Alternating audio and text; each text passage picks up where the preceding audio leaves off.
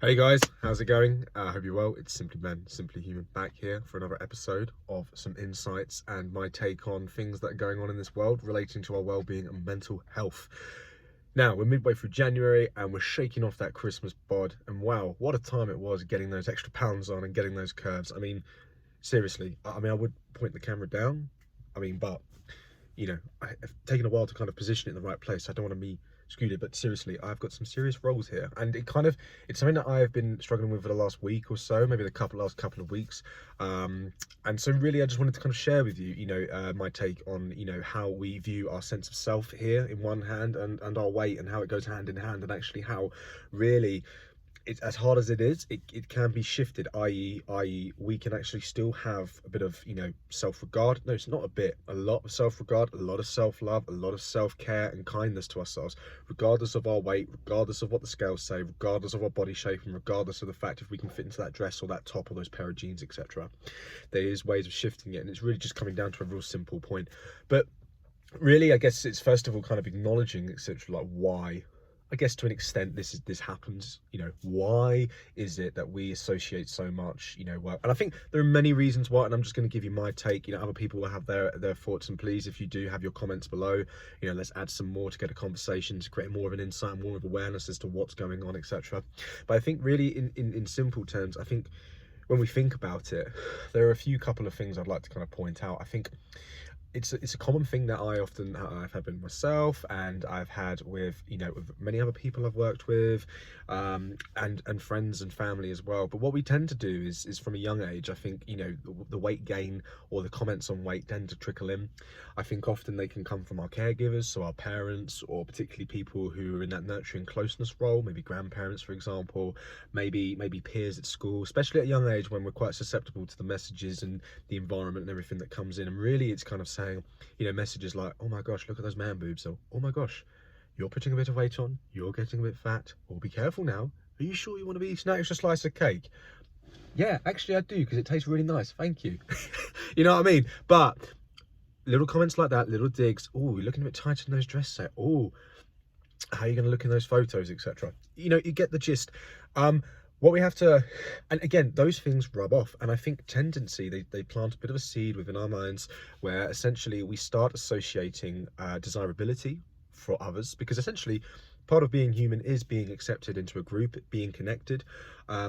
Real authentic connectivity doesn't really give a crap, regardless of your body weight, shape, height, build, and all those other external factors. Really, it's on the inside. But what we tend to start to get this message is that I am desirable, like this is bad, weight is bad, heaviness is bad, so I need to make myself desirable. How do I make desirable? Well, I associate the opposite: thin, skinny, healthy, active, all of these things, which, by the way, there's nothing wrong with being like a certain weight, being active, being skinny.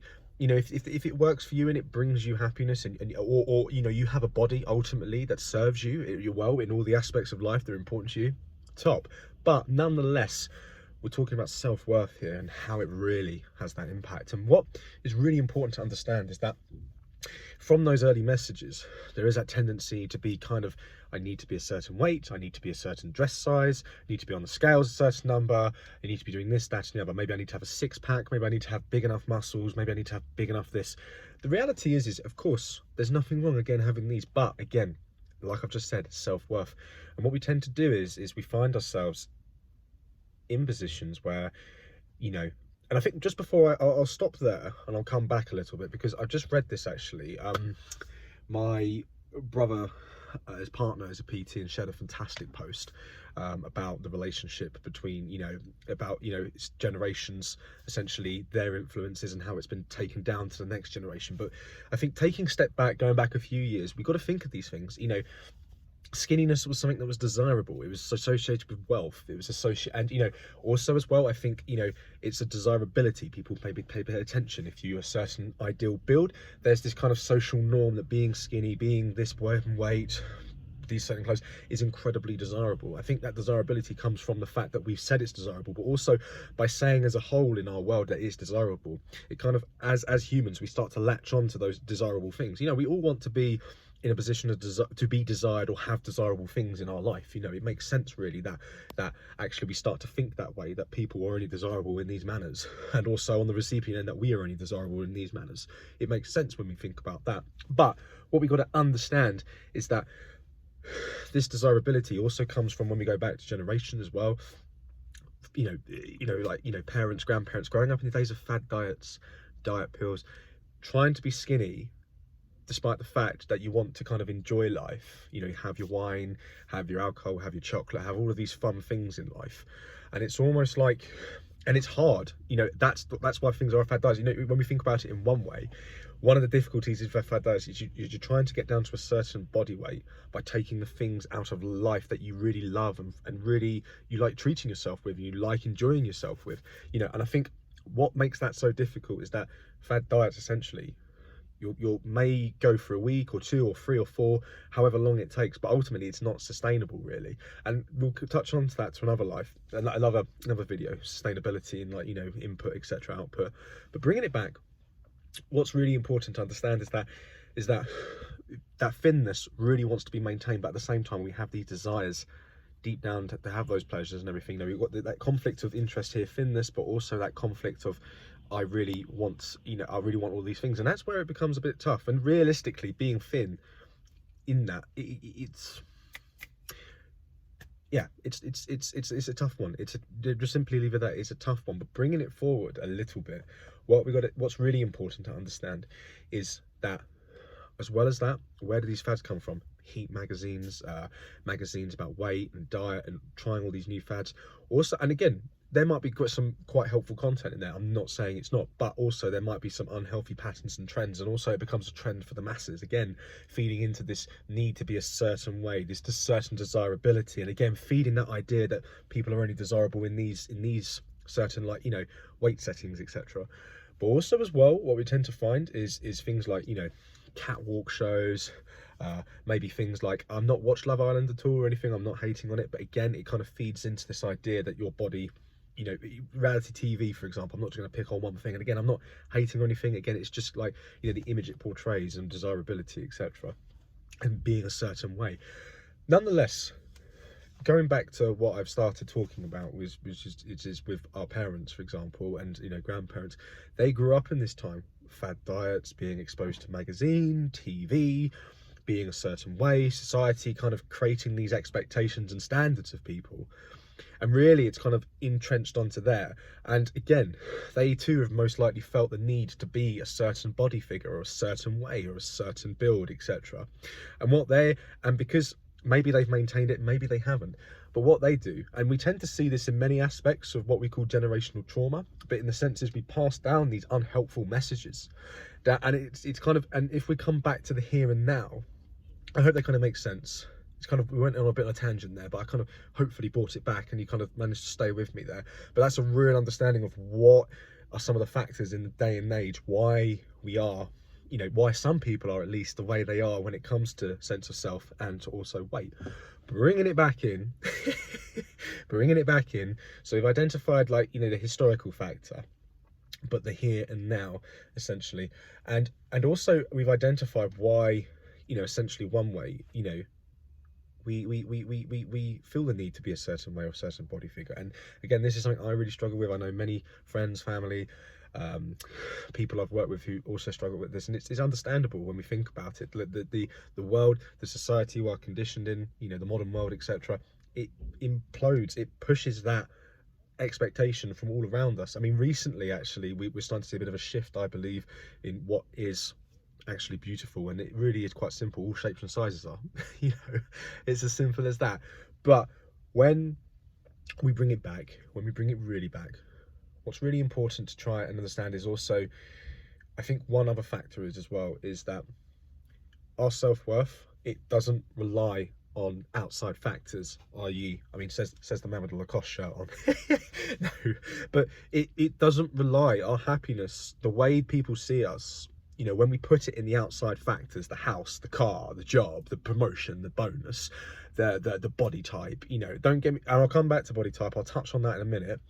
like as we are in this video, the friendship circle, where we live, who we hang out with, where we eat, what designer we have, what handbag we have, all of these things, where we get this done, which school we send our kids to, all of these things we put out there, and we try to maintain that high standard in all those areas.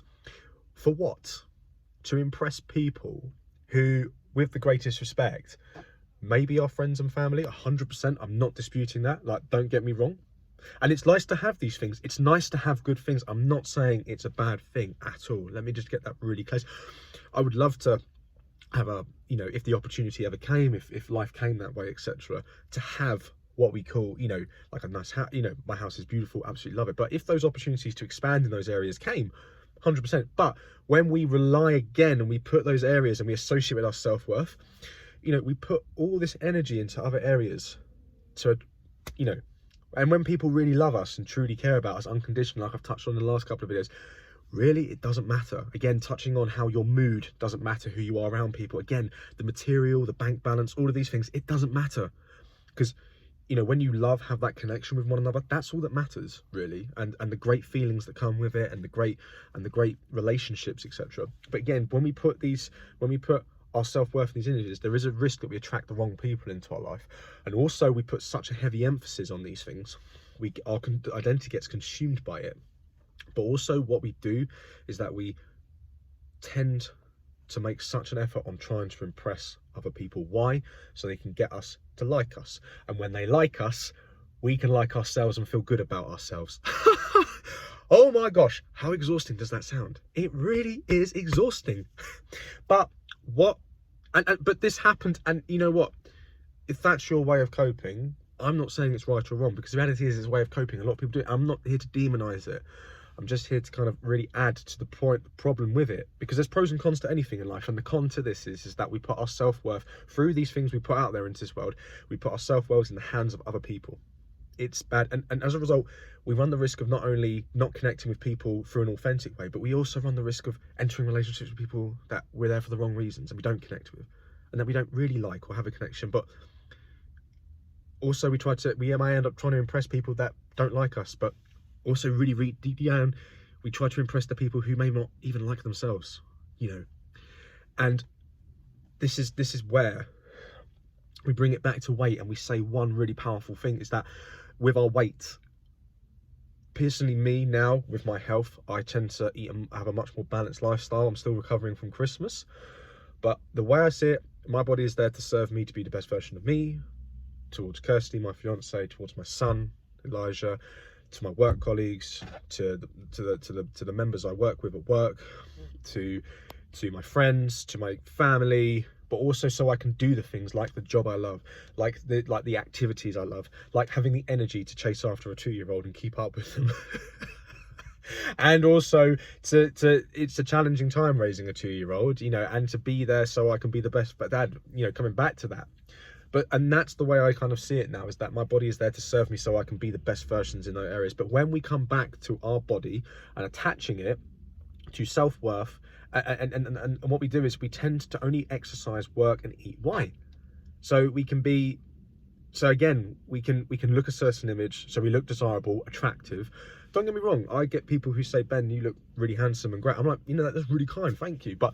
And it's a compliment. But again, my self-worth is coming from within. I love myself from within, and that's my duty. If I put my body image and what I put out there, what I'm looking like, certain way, and I put it in the hands of others, hoping they'll give me compliments, not only do I find myself having to exercise and to really push myself and to be a certain way and be a certain image. I might really restrict my calories. I might and again, it's quite normal for humans, I believe, to engage in this, because you're chasing that one thing, which is the approval of others and the acceptance and love from others. Why? Well, it could be deep down we lack that ability to really connect to ourselves, and that's okay. That might be the reason. But again, and this is one way of looking at it, is that when we put the need to be admired by others, we run the risk of doing things we absolutely hate to meet the approval of others, when actually it all starts from within. And when we kind of get that, we start actually going about life in a way that suits us and the people we love truly in the world around us. It all starts from within. And that's why I say, just, you know, taking a step back and coming to the most crucial part when we bring it in is saying this: you, me, neighbor, friend, family, whatever, you, standard body weight, I love myself. Overweight, I love myself. Underweight, I love myself. Hard as it is, simply, if you can crack that, if we can start accepting ourselves, regardless of what the mirror tells us on a Monday morning after a weekend, regardless of what the scale says, regardless of where we are at, if we can do that and still have high regard, brilliant.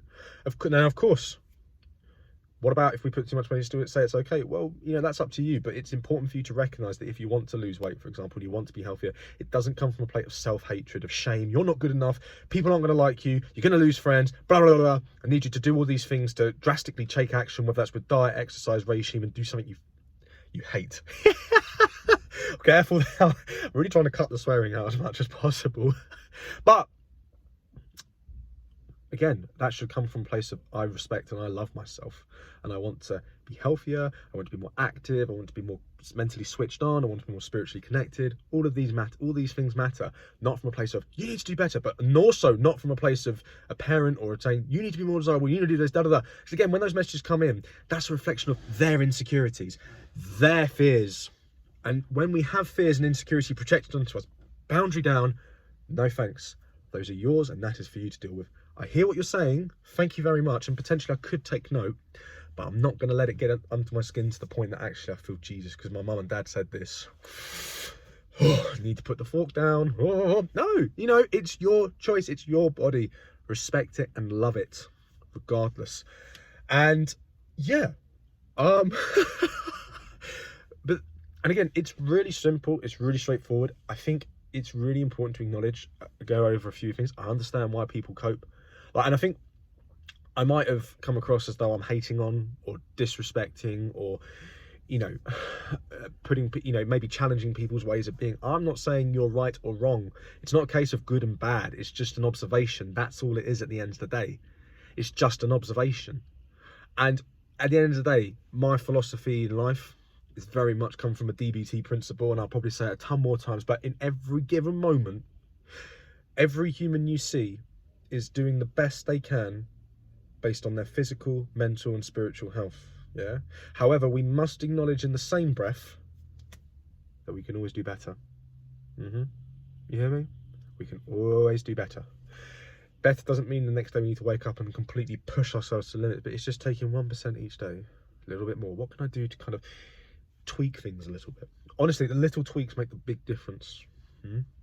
You know, so, but also as well, acknowledging why weight exists. Like, we have to acknowledge that our health conditions out there, people who are maybe don't have a handle on their emotions or have issues with their mental health, people who are on, you know, really strong antipsychotics, for example. It's a dopamine blocker.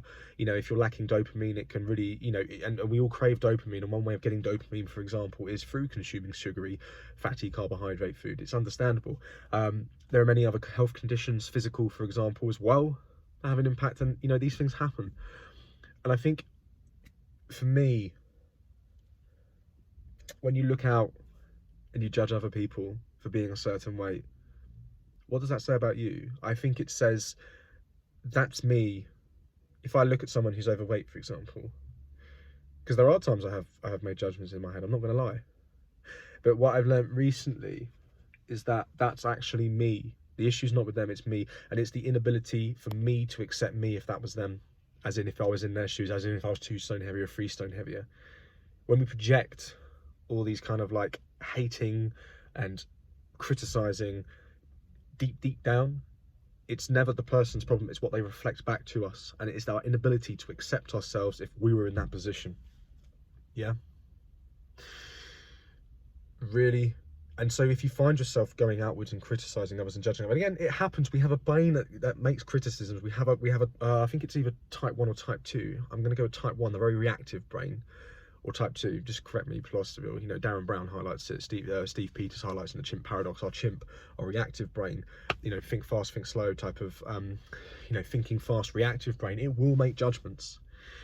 And also what we tend to find is as well, when people, you know, if you do find yourself, and this is another thing, I think I'll come to this in another video, but if you do find yourself going outwards and criticizing others, do ask yourself, is that a reflection about how I feel about myself when I'm putting it out there? And again, I'm not here to say you're right or wrong doing this. Again, I understand we have a reactive brain. We have a brain that analyzes and judges. And we need that part of our brain. You know, sometimes that brain can be very handy for survival, but sometimes it can get overactive and overused, and it can be too influential on our judgments and our outward looking to ourselves, others in the world. And so without further ado, I'd like to really kind of wrap this up. I have gone on. I need to go in and quickly get some groceries from Lidl. I'm making a crack at cheese and onion pie for the first time tonight. Not promising any outstanding results, but I'm going to give it my best. There are some fine pie makers out here up in Manchester. It wouldn't hurt if I was potentially one of them, but who knows? Potential trial and error coming up. But nonetheless, back to it. And that's another point as well. Enjoy your life. You know, life is, of course, it's about balance. 80-20, 80% good, 20% put your calories into something delicious, and mine is cheese and onion pie. You know, if you want those moments on the weekend, never feel guilty for giving yourself that treat and pleasure. We all need reward. We all need a bit of something to kind of associate with the hard work we do. You know, balancing out the pain and pleasure scales, etc. We need that pleasure in our life from time to time. So good. Anyway, listen, wrapping it up, I hope that really kind of gets a bit of perspective on essentially body weight, self-worth, and how actually realistically, guys, regardless of what happens with our weight up and down, continue just to love and accept yourself. You know, it's not about, of course you're gonna have people coming in, and maybe there will be people looking and making opponents, but that's for them.